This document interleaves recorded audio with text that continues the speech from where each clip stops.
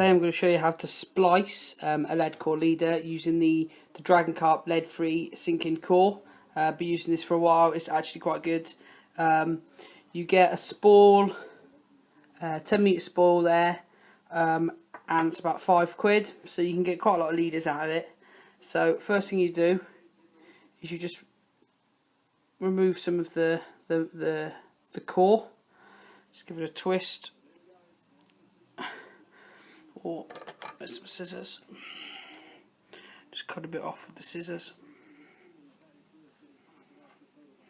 Quite fiddly. There we go. So you've taken some of the core out. Depending on how long you want it, I just tend to use quite short lengths of lead core. So as you can see, it's very supple there, where the core's been taken out. Just using a splicer needle. This is just one from Corda. It's quite a good one. It's quite robust, quite strong. I recommend buying a splicer needle. You do get one with the Dragon Carp lead core, but it doesn't last very long. So just tease it up. So as you can see, it's just going in there. Tease it up, tease it up, tease it up. Keep pushing it through. The most important thing is to be patient with this, and then once you've gone up a couple of centimetres, you can pull it out. I'm going to attach a swivel onto here because this will be the other end, and I'll show you basically the rigs that I tend to use in my carp fishing. So I've got a box here of all sorts. It's quite handy little thing to have. So what I'll get is a swivel. I've got regular swivels in here, but these are ones I'm using at the moment. These are special swivels with the little clips on, so you can clip your hair rigs on and off. So all you would do for this is you would put it over this part here. I'll just do that quickly. I'll show you what it looks like. So it sits on there like so. Let me show you. It's on there. Swivel's free on there. Now what you would do, and this is why it's such a good idea to have a good splicing needle like these Corda ones, quite robust, is what I tend to do is I just put the little notch over the top like so. So it's just sat in there, and all you do is just wiggle, wiggle, wiggle. Keep wiggling. Just keep wiggling until it comes right the way through. Basically, when you get to the end, just pull it off. There's a nice spliced swivel or clip swivel on the lead core. Now what I've been doing with these is just add in a simple lead clip, green, because I'm using green or brown. It doesn't really make much of a difference with the waters I'm fishing. Obviously, if you're fishing really weedy lakes, you want to be sticking with green, and you can get this the lead core in a green. If it's brown, this one is a brown. But what I'm finding is they seem to blend quite well into the lakes in which I'm fishing at the moment. So what I do with these is, whilst you've got the splicer needle, just undo the gauge. Just pop it on there.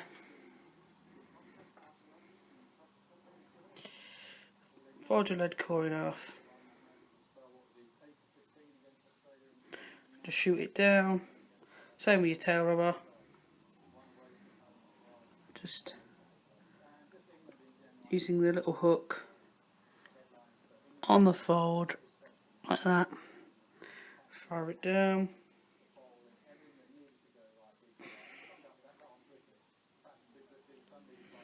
Will go, just keep wiggling it.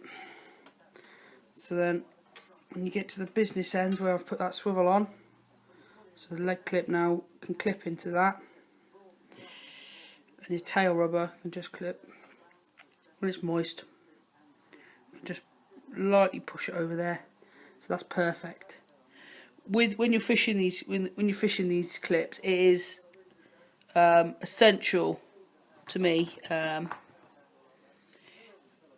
be using like an anti-tangle sleeve, like these ones. I bought these online along with these along with the clips, and all I do is thread that onto my hair rig, and then it just sits over the top. You'd push it on a bit further than that, so it's just over the kink. Helps. One thing it does, it helps to move your hook bait away from your lead, and secondly, it stops your hook length from coming out through there. So just to finish off with this lead core, all you would do is like you saw me with the swivel. You would just hold it, slide some of the inner core out. Slide some of the inner core out. Use your splicing needle.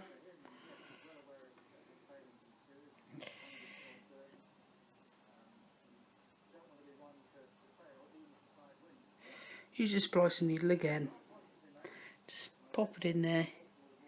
Wiggle it up. Pop it out like so. Twist it. Lower it down so it's on top, and then give it a little wiggle.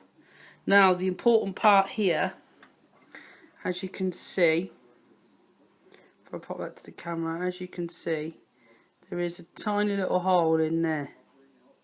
Now I don't want this to shut up, because this part here is how I'm going to tighten it onto my main line.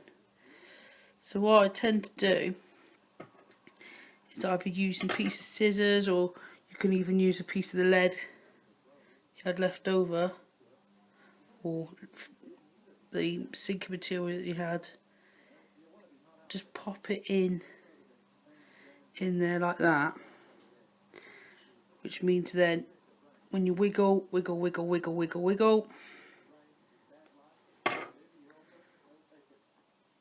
you can remove that, knowing that in there somewhere, knowing you've still got a little hole to tighten your main line. So that's the rig. So it's just a simple lead clip setup, but these swivels they're very good. They're very good. These boxes are a good idea as well for any of you guys getting into carp fishing. These are quite clever little boxes. You pick them up. They're not very expensive on a place like eBay. So here I got a rig in there already.